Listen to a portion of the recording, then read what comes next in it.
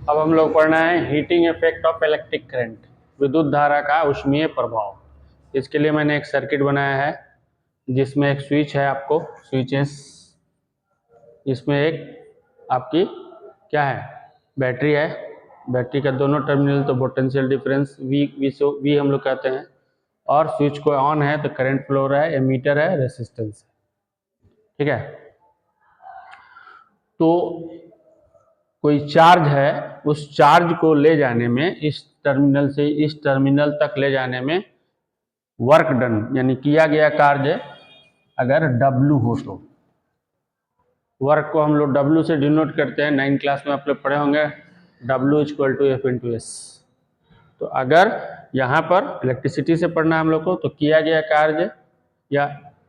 Work done W हो तो W = उस चार्ज को ले जाने में, W = क्या होता है, V × Q, पोटेंशियल डिफरेंस या इलेक्ट्रिक पोटेंशियल में आप पढ़े होंगे V = W/Q, ये चीज़ आप पढ़े। तो अब क्रॉस करेंगे तो W = क्या होगा, Q निकल जाए, और V = ओम्स लॉ, IR होता है × Q। ठीक है, ओम्स लॉ में पढ़ेंगे IR, सिंस V = क्या होता है, IR। ठीक है, इलेक्ट्रिक करंट में आप पढ़े हैं Q = क्या होता है, IT, तो IR × हो जाएगा IT, यानी W = क्या हो जाएगा, I से I में इंटू हो जाएगा I²R2। Let the energy denoted by U, अगर U से हम डिनोट करेंगे, क्योंकि W आगे यूज होता है तो कॉमन हो जाता है, इसलिए हम लोग U से डिनोट करें, या अदर कोई लेटर से डिनोट करें, S से डिनोट करें, हीट, तो U = हो जाएगा I²RT। यानी कोई भी इलेक्ट्रिक अप्लायंसेज है, वो अगर हीट प्रोड्यूस कर रहा है,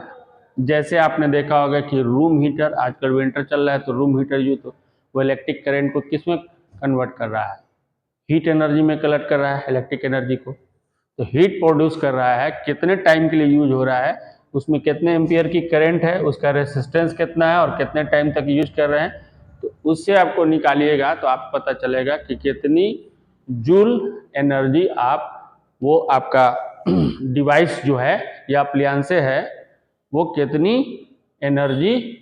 यूज कर रहा है। तो इसी तरह से ये रिलेशन जो होता है हीट के लिए, हीट प्रोड्यूस होता है। हीट प्रोड्यूस में आपको देखे होंगे कि इन सब चीज़ों में, जैसे इलेक्ट्रिक आयरन हो गया है ना, इलेक्ट्रिक हीटर हो गया, वो रूम हीटर हो गया, या इलेक्ट्रिक फर्नेस हो गया, है ना, इन सब में क्या लगा रहता है, एक हीटिंग एलिमेंट लगा रहता है, और वो हीटिंग एलिमेंट जो होता है वो नाइक्रोम होता है, निकेल क्रोमियम मैग्नीज के मिलकर एक एलॉय है। और उस एलॉय बनाने की खूबी ये क्या है, उसकी प्रॉपर्टीज, विशेषताएं क्या होती है कि उसका मेल्टिंग पॉइंट बहुत ज़्यादा होता है और रेसिस्टेंस भी बहुत ज़्यादा होता है। मेल्टिंग पॉइंट भी ज़्यादा होता है और रेसिस्टेंस भी ज़्यादा होता है। जैसे ही उसमें हम इलेक्ट्रिक देते हैं तो रेसिस्टेंस ज़्यादा होने से